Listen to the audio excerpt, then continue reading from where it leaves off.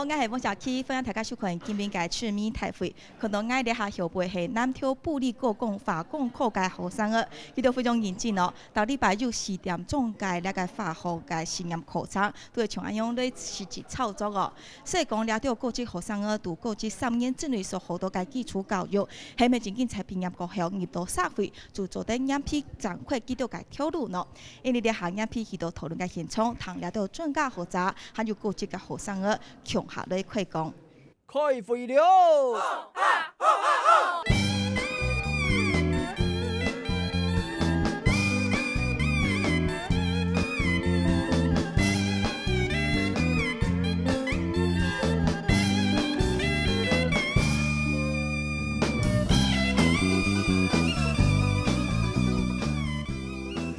大家听你讲条来到趣味大会嘅讨论现场，基本你而来讨论嘅系教育嘅问题。读完新嘅国小、国中嘅基础教育过后，为现在除了普通高中，也系讲专业嘅学校，系所有嘅家长老学生都关心嘅事情咯。汉卡人讲，除了人生嘅体质、选择嘅路后，都提提决定咧有7上以上嘅未来哦。汉卡你系讲除了了嘅专业学校，为了毕业过后才。国语嘅国家行业咧做事哦，了国家条路都冇強用，也代表能講了啲學生啊，都學校之中所受到嘅基礎教育嘅品質好也係唔好，了嘅影響面也非常大哦。所以講起來，了台灣嘅基礎教育做得講係非常重要哦。因為呢度咧就嘅係南投嘅布里高工，要強調專家學者，還有呢嘅高級學生啊，強下咧探討了種議題哦。因譬為大家所嘅基本咧參加嘅 TP 裏邊，第一位呢看到係。了解布里高工嘅高中哦，就国信就高中，周校长你好。现场的各位老师、家长、同学们，大家好。高中分享呢，喺個電影裏邊嘅時候，係教育部呢邊係看到，佢就是專門為人嘅小牛津，小專門為人，你好。大家早安。第一次有機會到埔里高工，真的非常開心，跟大家認識，謝謝。張偉歡迎你。喺個第三位裏邊嘅時候，係呢客家學習嘅代表哦，佢係院課題記住所嘅專業教授吳明聰吳教授，你好。各位的同學們，大家好。喺個專位嘅裏邊也係家長代表，呢啲所嘅係推動家長協會嘅歷史親友人，陳先生你早。各位同學，大家早，我是來自於台中市的家長協會的理事。好，非常感謝也分享是為特別來賓哦。看看我們現在現場來到的是埔里高工，看到現在是應屆的高職3年級的年輕學生們，來跟鏡頭前的觀眾朋友揮手，表示要你們青春熱情，跟大家打招呼，說大家好 ，Hello， 大家好，都有法裏頭。因為呢下呢係讀布里高工，所以你參加嘅呢係讀了高職嘅學生啊。不過大家可能也好奇哦，你係讀國中3年生嘅應屆畢業生，你讀國中生，佢就實際到底係讀了普通高中，也係讀了專業學校，佢條心管挑讀嘅想法係樣辦哦。你在正式開講之前，先來談佢條嘅想法係乜嘅？因為教育跟以前不太一樣，那管道也多，我們讓他們適性發展，這是我們一個教育的原則。就會怕，因為念高中壓力很大，然後念高職又不知道要念哪一科。父母的期望加上沒有明確的目標，所以想就是先就讀高中看看。就個人沒什麼興趣，就想說就念高中就上去啊，就反正只要我以後有錢這種工作，他隨便我啊。決定要升高中啊，然後以後要做什麼就看高中有什麼興趣再決定。我應該還是選擇高中。為什麼？因為我還是覺得要把那個先把書念好之後，然後再學那個有關那個專精方面的東西。我很確定，就以後就是念高中，然後之後就直接升大學，所以高中應該對升大學來講會是比較好的選擇。我覺得技職教育這一塊的話，的確就從最早的時候會被忽視。然後到這幾年會被提升，然後提升到又有一種好像太過頭，變成技職全部都要走精英教育，家長或者老師都希望學生可以再往更好的方向去走，所以我想應該高職方面他們應該是會走2個方向，一個就是輔導就業，然後一個就輔導升學。過去的一些觀念，包含說家長會認為說成績好的走高中路線，然後成績不好走高職路線，其實高中跟高職它比較是學習內容的不同，而不是說程度上的差異。了个学生都开始渐渐就去个想法咯，都大会先测图个系普通高中能把图太好，也讲先测了个进入个学校，来学到一技之长，可能也系记到想会出做个分配个事情哦。那篇问题我现在强调系我们的肖专员哦，我想请教一下，现在目前台湾国内1年的国中毕业生的总人数大概是多少？那选择读普通高中跟选择读职业学校哦，那个比例上大概是孰轻孰重，谁比较多，谁比较少？这个区块大概现在分布的态势是怎么样的？在40年代跟50年代，高职跟高中学生的比例是40比60，就是我们高职学生是比较少。那60年代是60比40。70年代是70比30，所以我们的高职生已经比高中生多了，越来越多。80年代就没有，就50比50。然后90年代也是50比50，可是到100年代啊，就是100年开始是55比45，所以高职的学生现在已经比那个高中的学生也多了一些些。大部分看起来是5波了，但是在技职教育这一块，学生人数可能还是比较多的。还是比较多。好，谢谢。那这边我想请教一下陈理事哦，我想知道说国中生在选择要读普通高中或者是职业学校，社会上的氛围还有家长的期待，会不会对学生的考虑跟判断是一个左右的因素啊？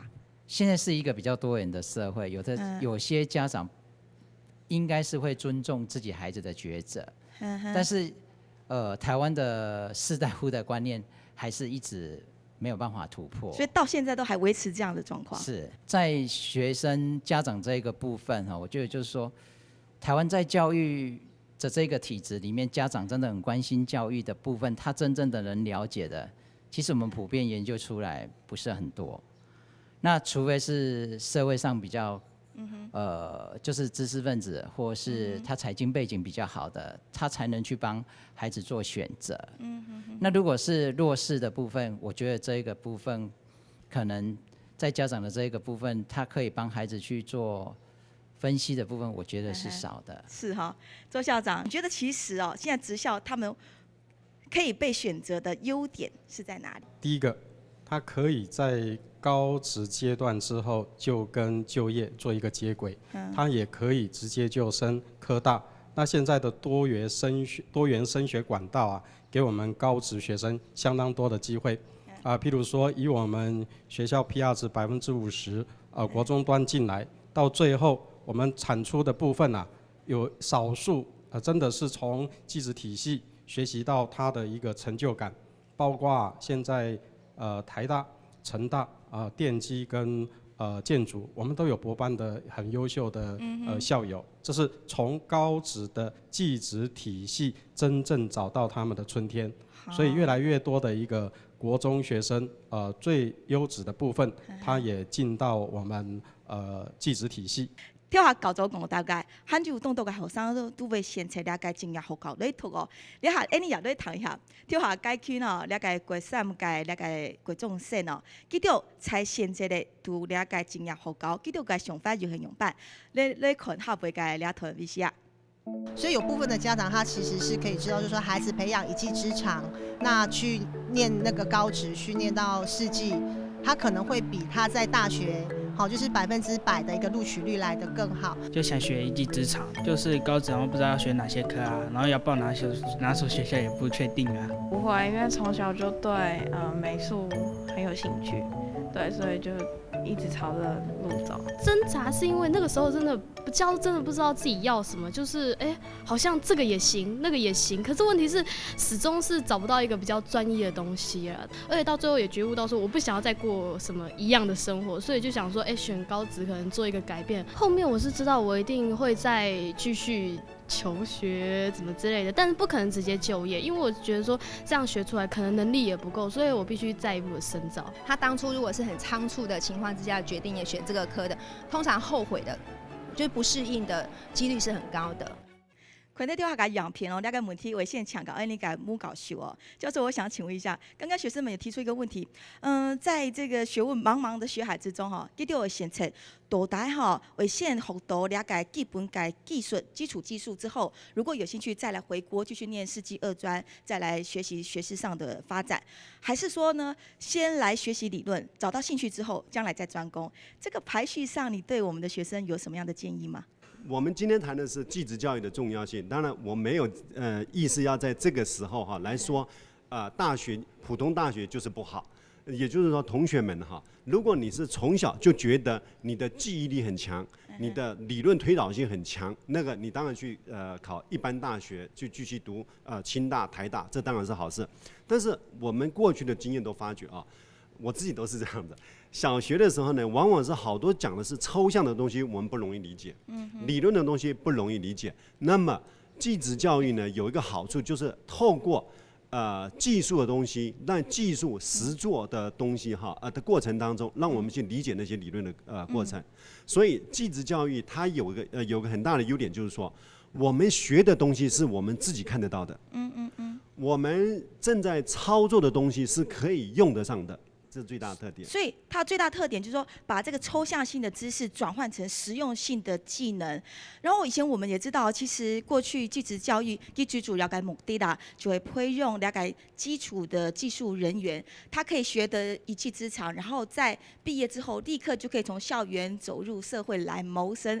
这是技职教育非常清楚的定位哦。不过我要带大家看一个数据哦，其实呢，在民国85年起时啊，教育部为了要提升技职学生们的自信心，还有社会的社经地位哦，然后也希望说技职教育系统可以跟一般的大学学术教育系统得到一样好的资源，所以在民国85年1996年的时候，教育部是鼓励专科可以改制成技术学院，技术学院再改制提升变成科技大学。你看哦，短短这几年间，它的成长数字相当惊人，超过70所，然后科技大学也超过30所。那么技职大学以上的学生人数，它的人数更是倍增。暴增20倍，从84年的2万多人到现在是42万多人哦。校长，我这边要请教一下，现在的高职学生过去是以就业为本，现在以升学为先，是不是在学校真正在实际的教育现场里面，我们遇到的状况是学生升学这个是挺普遍，而且也受到鼓励的？产业升级，随着国际的竞争力，那技职体系向上延伸，这老早就已经是不争的事实，所以它现在目前整个政府的配套措施，就是说，我们一般也在高职这个区块里面做实用，然后以所谓的多元入学的管道，包括绩优推甄等等，因此在实务面上面来讲，其实是对我们高职生相当有帮助的。可以借由绩优推甄上非常好的一个技专校院，那这样的技专校院里面呢，我们的孩子他一方面技能也够精熟，那其次呢，再去追求更高深的一些学理，那相辅相成，那对我们整个技职体系是有帮助的比如说我很简短的说一个数字我去年学校培育出来10位。各类科的选手，那各类科的选手不但是在工科技竞赛里面获奖，而且他们也借由这样的一个机会全部都升上国立科大，所以这是相辅相成可以毕其功于一役的。这边先请教一下那个吴教授哦。学生们都选择升学啦，8、9成以上都是这样，好像面临另外一个问题，会不会有产业缺工的情形？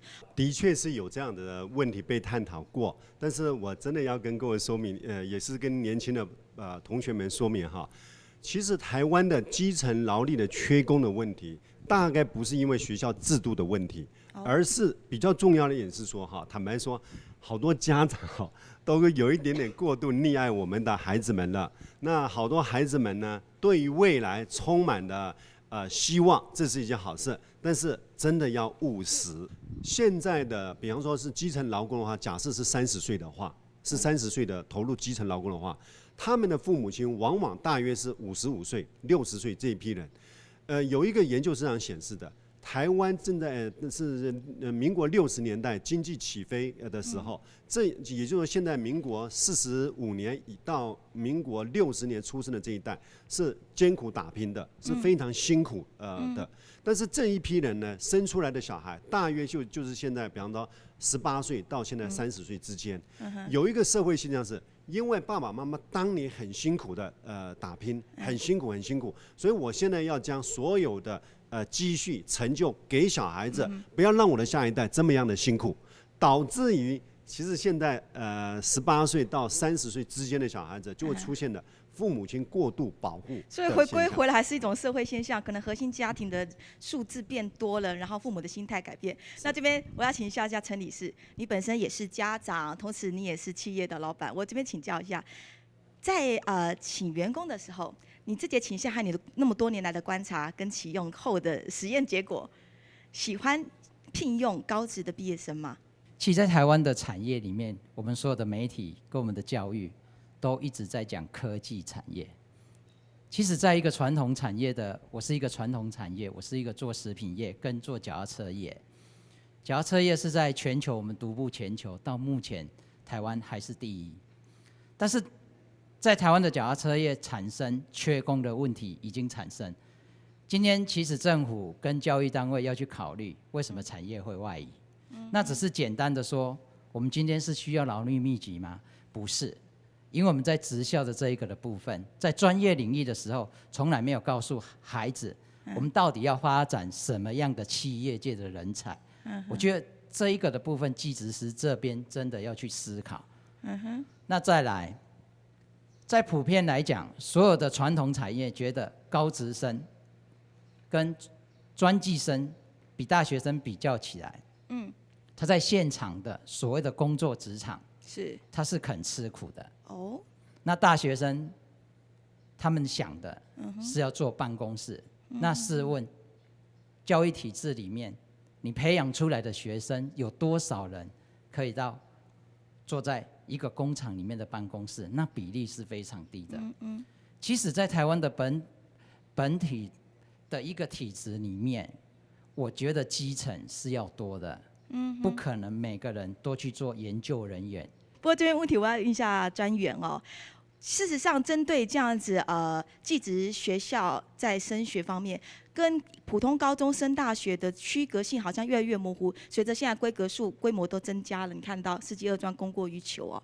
其实很多专家学者针对这方面讨论，这会是技职是在教育部针对技职教育系统这样规格化一贯化的这样子的做法哈。有没有产生一些思维，或觉得它是一个该检讨的问题吗？那世界各国的高职的学生或高中的学生在升学的比率越来越高，这大概也是世界的趋势。因为从我们早期的劳力密集、技术密集，现在是知识密集，甚至是创新，现在几乎是到了已经是创新知识的时代了。所以包括说我们的传统产业，可能我们理事长是做那个脚踏车跟食品，即便是脚踏车跟食品业，我想，现在都要跨领域了，可能科技也要融入，甚至美学也要融入了，甚至跨领域的知识都要融入，不管是说传产或者是未来的新兴产业，大概都必须要打造自己的品牌。这次的东南地道，你个乡亲朋友系了解19岁去下个上挑哦。我来请问一下，你们现在都是高职生3年级，对不对？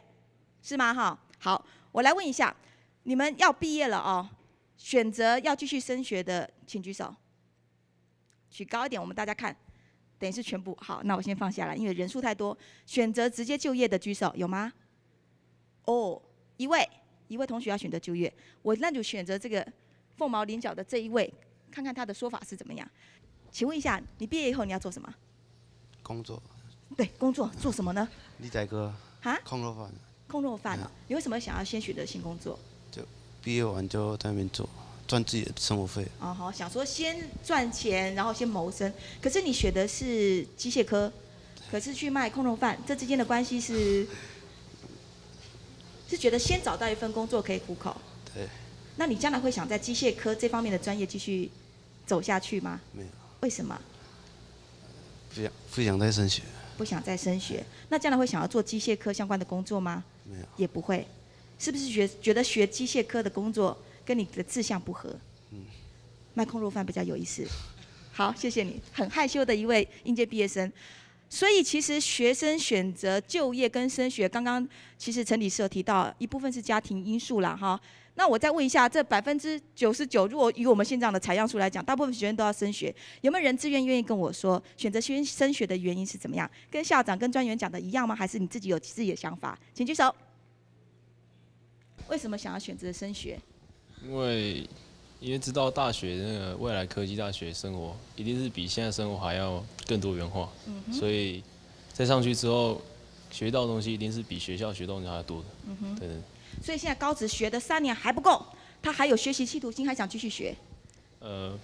就是因为之后知道我可以更多，可以从大学生活一些生活里面学到一些学校没有教的事情。还是想你现在是机械科嘛？对对对。还是想读机械这一条路吗？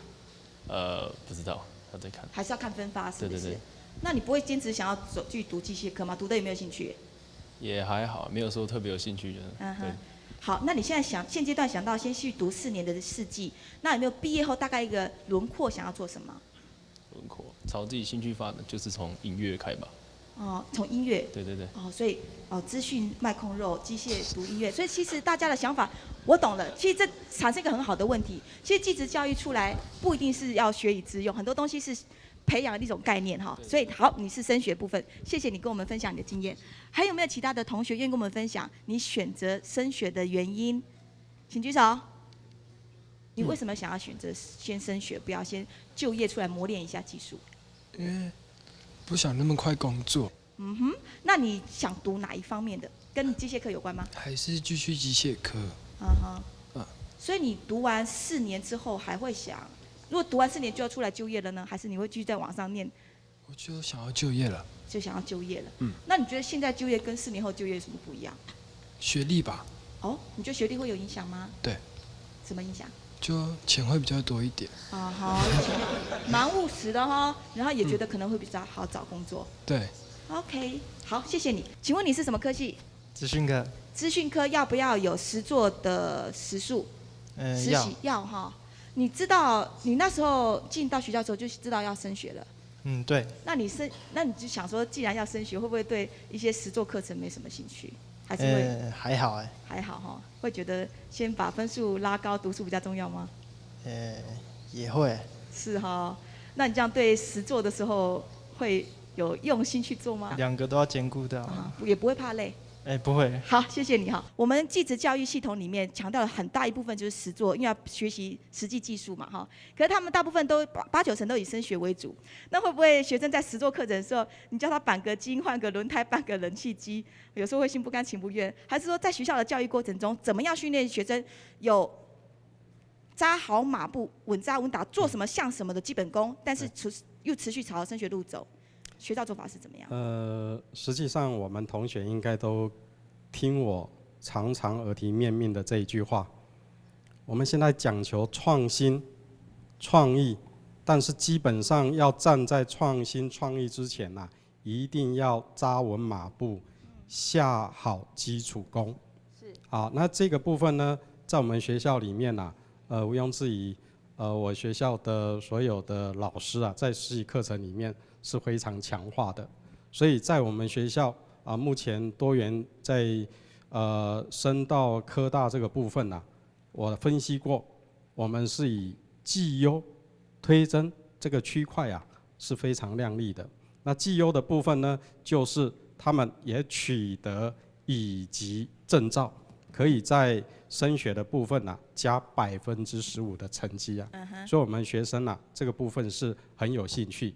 好，这边吴教授，我想请问一下，学生们跳下有讲到啊，记得出来毕业过后，做个条路可能到后界冇强用哦。可能有时候学以致用这4个字说起来简单，可是真正落实到生活中的选择上，常常好像不大一样。很多学生像刚刚资讯科的，他就觉得先从事餐饮业，然后或者是电机科的，他觉得他兴趣在音乐。我想问一下，产学产生一些落差，你观察到什么问题了吗？的确，这个现象呢，在我们科技大学也常常发现有这个现象。其实有3个例子，我真的要跟各位报告吴继刚他是一个纽约非常有名的裁缝设计师，他现在当然是属于国际知名的人士，充满了发挥兴趣的机会等等。对。但是你知道吗？吴继刚啊，光是缝衣服啊、车衣服啊，车了5年呢。没有真的，因为他熟能生巧。因为他辛苦的耕作熟了，技术熟练了之后呢，才开始发挥他的创意。吴宝春啊，现在是知名的面包大师、面包达人嘛，哈，他当然是很好。可是你知道吗？那个吴宝春啊，搓馒头啊，当个搓面粉的那个徒弟啊，搓了10年呢，人才有机会去做的。包括张忠谋，最近他现在已经是属于国际级的大师、产业亿万富翁的人才了。他对于台大的学生，对于成功大学的学生，还是跟他讲，你一定要学到一生谋生的能力，好不好？具体来说，同学们哈，你有兴趣是一件好事，你测量出你的性向也是一件好事，但是哈，尽量的将你的兴趣、你的性向跟你周边的环境因素，还有父母亲的给你的这个环境的哈，还有背景、家庭的事业呢，尽量的绑在一起，才有机会务实的落实，好不好？是，教授提到一点哦，恒心毅力、精神方面的价值是很高的哦，有兴趣，但是重点是要看你怎么去执行、落实那个执行的工作哈。所谓铁杵磨成绣花针，大家要有这份毅力。这边问题我一样要请教专员哦，就是其实刚刚提到，可能如果产学之间它无法相辅相成，事实上继职教育是不是还一个更广义的定义，在培养学生将来的职业道德意识上，他们的伦理概念上，如果能够健全，像一个全人教育一样，对他们将来出到社会、进入各行各业，他秉持了当时在学校园里面所受到的良好的精神教育，那种铁杵磨成绣花针的毅力，进入到社会职场，其实一样是高成就的，也是一颗闪亮的星星。你的看法是这样吗？在高职的部分呢，因为我们技师是负责技专跟科技大学技术学，所以我们非常重视服务学习。还有，我们非常强调学生在毕业之前一定要到业界去实习，实习2个月的暑假，或者是半年，或者是1年。最主要就是想要让学生提早去体验什么叫做职场。然后现在最重要的，世界各国觉得都最重要。刚刚小朋友讲的啊，我不想去工作，因为我觉得太累了。我不想去工作，或者是说我上班个3天5天我就离职，因为我觉得我没有冷气，我觉得没有电脑不行。所以现在其实大家包括我们那个课程，现在都排软实力的部分，你怎么去团队合作、挫折容忍度、你的沟通协调能力等等，这个大概也是我们现在技专端非常非常强调的软实力的培育。请教陈理事哦，你刚刚有诸多的肯定对于高职生他们在学校所受到的那种精神教育也好、实作的能力、技术培养也好，你觉得对这一点哦，学生们将来他学到技术或者得到一些知识之后，这样进入社会学的不一样，你这边的看法是怎么样？我觉得，在一个产业，不管你做什么，你一定要有你的兴趣。但是外国人给我的启示是说，我曾经问过他们：你们都是热爱你们的工作，你们都找到你们的兴趣吗？但是他给我的回复：当你生活在这个社会上，你要找到一个你可以接受的工作，不见得是你第一个兴趣。那我觉得外国人给我一个很大的震撼，因为他告诉了我，你可以去培养，但是那一个的产业你是不排斥的，你就可以去期待它。好的，你經過上班中嘅討論哦，發現其實你下現在除了嘅技術教育嘅學生啊，佢哋嘅未來還係蓬勃發展，所以講落實到正經嘅教育制度，還會做嘅注意事情有哪啲？你先協佢係眼皮個轉嚟，你嘅討論現場，你前行哪位而家主題嘅討論？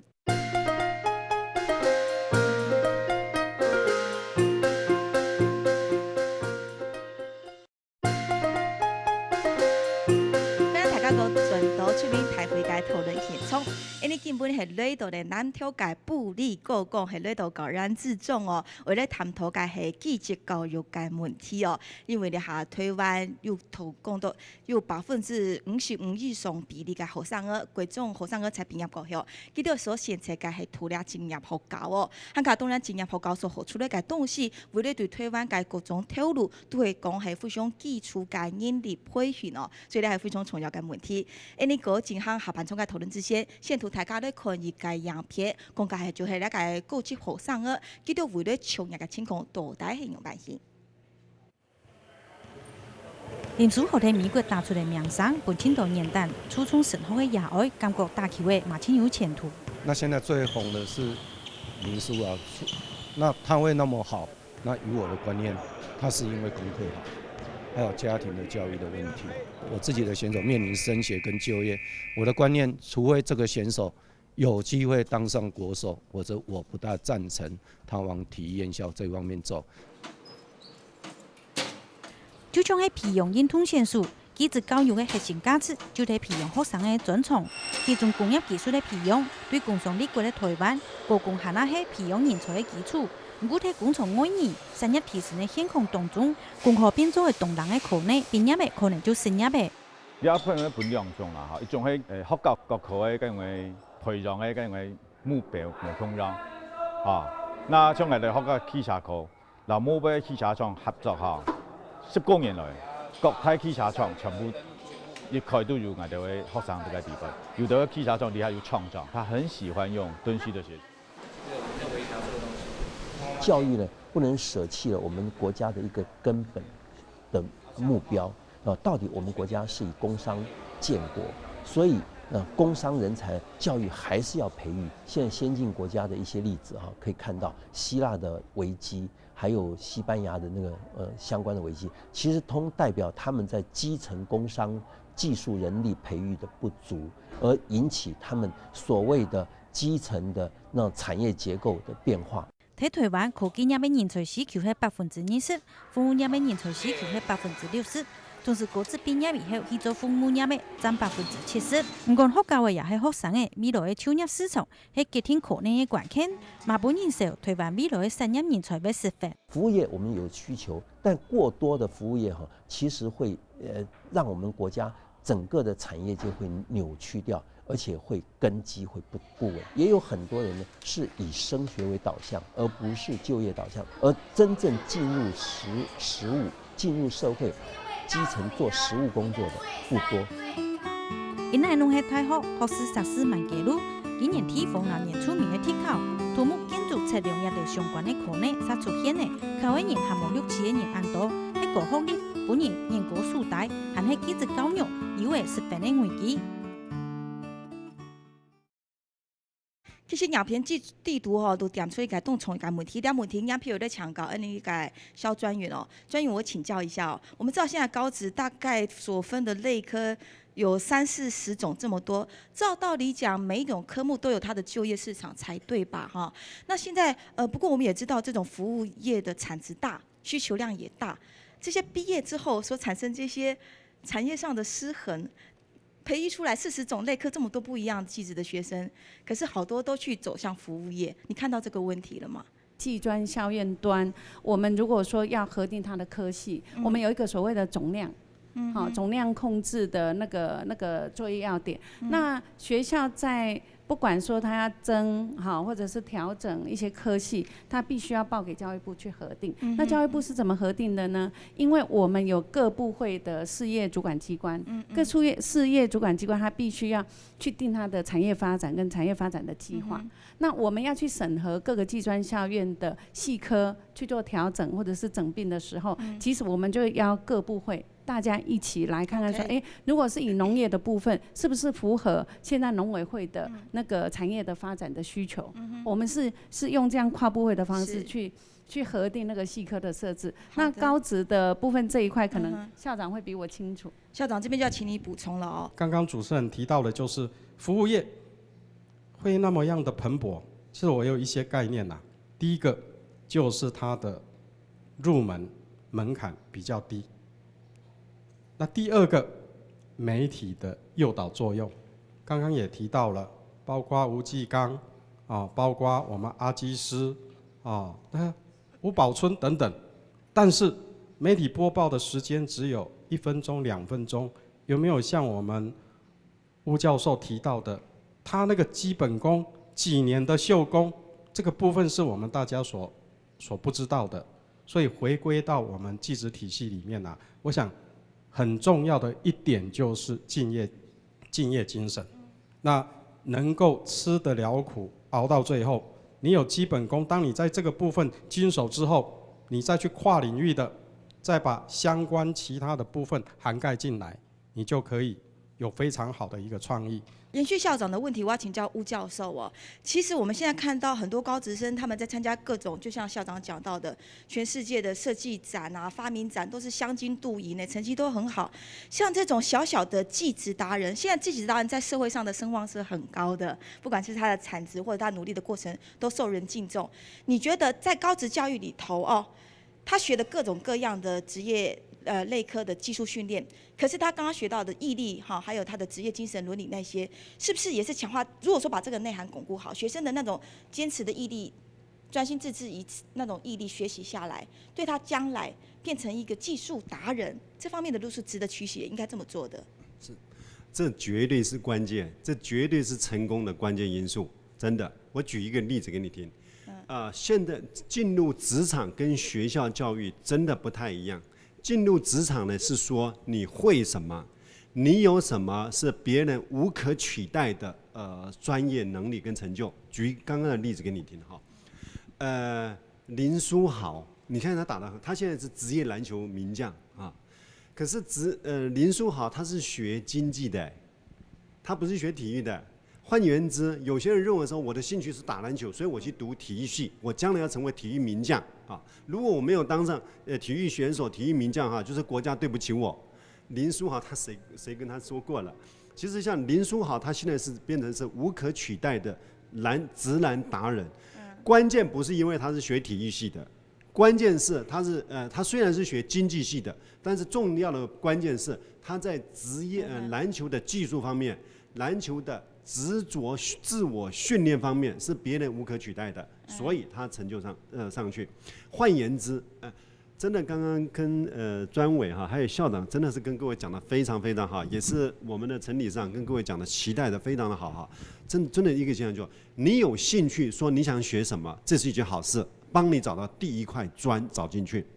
重点是你在学校里头学哪一块的时候呢，你对这个行业的热爱跟愿意投入这个行业里头所真正需要的刻苦耐劳的精神，跟持续专精其技术的学习精神，才决定你会不会在这个行业里面成功，好不好？这边问题也要请教陈理事哦。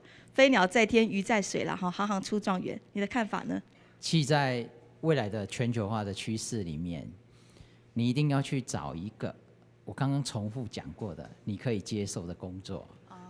全球化带来每个产业的竞争，不管是科技业跟所谓的传统产业，一定会非常的热烈的竞争。好的。在读堂体世界里边的讲法过后，你下时间过的课本不然你改向亲朋友，你改向上挑。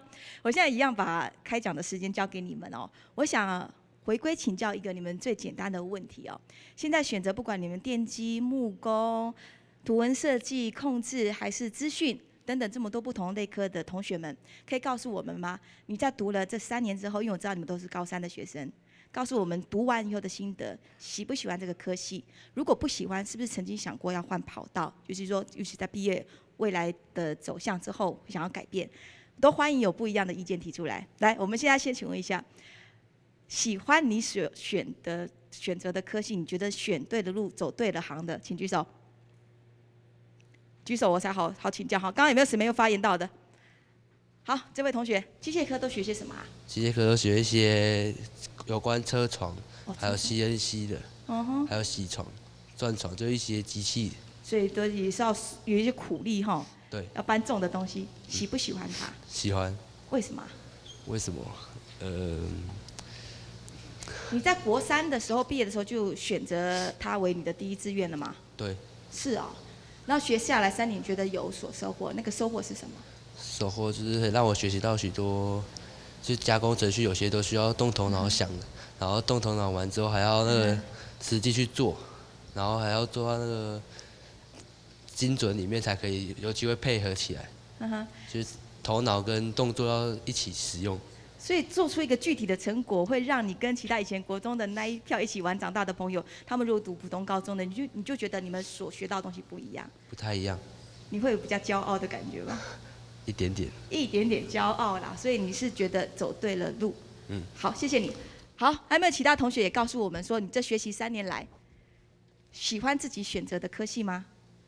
来，这位，刚刚那个机械科的同学告诉我说，他光是车床他就觉得很有意思。你呢，学得好不好？还不错。也喜欢吗？还蛮喜欢的。那跟你过去在国中的时候，那些读高中的朋友相比较起来，你觉得学习到东西有没有跟他不一样？应该是有吧。就是说，其实你跟他们，比如说同学们一票人一起出去，你会不会对自己所学的东西感觉到很骄傲？会。告诉我们那种骄傲的感觉嘛，多说一点，要不然我讲10句，你才讲1句。就是学到一些别人不懂的资讯方面。资讯方面学到不懂，不错。好，那继续我再请教这个，你将来你是也是升学吗？念4技对不对？对。将来4技你会继续读资讯吗？会。会哦，所以将来4技读完之后，希望也是做资讯方面的工作。所以你人生的道路还蛮笃定的嘞哈，恭喜你，谢谢。好，谢谢你的意见。读了3年之后，跟你所想象中的在执行操作上有没有碰到困难的地方？有很多。哪里会让你觉得没办法跨过去的？专业科目的数学里面，就是程式，就是算的话，就是不会。觉得很深奥。对。所以那些数学啦，或者是一些应用数学的计算公式那些，跟你想象的不大一样，真的要碰触觉得好深奥。对。所以读起来会有一点障碍。那有没有想过要换跑道？那个时候？有。是后来你跳到哪里去了？南开的休闲事业管理。这是你的目标就对了，但是你是想要做一些努力，改变你现在所学习的环境。对。OK， 好，谢谢。不过我也要帮同学们问一个问题哦，就因为我们高职教育啊，是跟这个外部的产业变动是密切相关的，所以它特别能够反映。有没有一个可能的状况啊？可能这个产业替换的速度太快了，因为我们明明看到它这样变化的速度。过去学政工管的，可能他们当兵2年回来变电晶体，已经都接续不上了，会不会有产生这样的落差？到时候出去不知道该怎么办？的确哈，各位可以理解吗？我们曾经做过一个研究哈，是说台湾的企业更替率多大，你知道吗？真的，我们曾经研究过，台湾的企业平均的寿命是15年呢。15年而已啊？台湾的企业平均寿命是15年，这个现象呢，就会让我们感觉到一件事情。明明是这个产业很盛行，比方说是脚踏车产业很盛行，可是呢，这些厂商平均呢只有15年，也就是更替非常的快。是。但是什么样的产业，什么样的人员会一直在活下去呢？各位都必须要了解到啊，我们的平均寿命大概是75岁左右。换句话说，我们的工作时期呢，大约是30年到40年之间。真的是靠自己在适应这个社会当中，自己投入建设自己，也就是说培养自己的能力，跟培养自己对于社会的贡献度。讲这个好像有点高调，但事实上跟我说明就是说，是重点。真的要跟各位说明是说，我们学到什么事情、什么技术，愿意为自己的生存跟技术的持续发展投入多少，来决定你会不会成功下去，好不好？这点就特别要跟各位报告这个。所以那个鱼啊，在向逆流在往上游的时候，那个自己本身的条件很重要的一个关键，来自于是不是能够终身学习，永远都有学习的旺盛力。这个问题我分别请教，先请陈理事。刚刚在所谈的这一个的方针上啊，我以产业界，我觉得就是说，在产业界的整个升级的整个配套当中，我觉得要有一个产物结构链，像台湾的脚踏车为什么会造成奇迹？那是很多之前投入，就像机械科的黑手的一群人，在台中县跟彰化县地区，它有各大领有2个品牌，一个你们一定都知道，一个是捷安特。在彰化地区领导的是美利达，那他们结合了很多产业界的人，所谓的产中下游整个策略联盟，而制造了品牌跟代工。那其实整体的产业升级的整个职业的培训，我觉得是重要的。专员，你有没有意见要分享？我现在要跟大家宣导的就是说，技职教育跟普通教育，因为普通教育大概在台湾的价值观里面，觉得说都是先高中后高职。那随着12年国教，103年要全面推动，那在这里其实包括说家里如果还有弟弟妹妹的，大家可以回去跟弟弟妹妹跟父母讲，其实。走技职教育这个路线，现在技职达人又非常的多，绝对会是一条也是非常宽广的。如果说你到科技大学完了以后，你想就业啊，那有一技之长。那如果觉得你对于研发那一块、实务研发那一块你是有兴趣的，那读研究所博士班也是会没有问题。所以也希望大家多多来参与技职教育。我再把最后的机会开放给大家，我后面想要让观众朋友听听看你们的心声。对自己将来的竞争力，不管你的兴趣也好，你现在所学的也好，还有在校园内所接受到的点点滴滴的各种职业道德的教育训练哈，对自己将来出去在台湾这个社会的职场竞争有自信心吗？你是读什么科系？机械。机械也是机械嘛哈，你是接下来升学嘛，对不对？告诉我，你有没有觉得学的这3年，你认为自己的条件是有竞争力的？不知道还不知道，为什么不知道？觉得没有办法做评估。那你读了4年的4技之后，你对自己有没有什么期许？目前还没有。还没有哈，所以还是茫然等着教育来塑形你的看法。有没有其他同学？我又看到另外一个女生了，对自己有没有期许呢？没有。怎么说没有？因为感觉自己学的还不够多。想边走边看，也许慢慢的就会更充实。那你对这3年来然后学了之后，你觉得现在如果1到100分，你觉得你学了几分呢？65吧。65，也过关了啦哈，因为现在及格分数不是60，剩下35分，继续想在4技里面学更多。那你有没有信心在4技把这剩下的35分学起来？希望可以。要哈，多少要有点冲劲啊，人生往前冲啊！你们现在才10几岁，所以对自己要有冲劲哈。谢谢你，这位同学你好。对自己非常有信心。信心啊，真的。对，我进这里学校之后，学到很多不一样的东西。当然我在这个科系学的也不错，不排除继续升学的意愿。对，因为对于选择那个科系还没有很强烈的概念，所以我想说，先用心把现在这个做得不错的科系先把它继续做下去。也许未来我可能不会在机械这方面发展，但我想学到的东西不只是机械上的，我还有其他更重要的。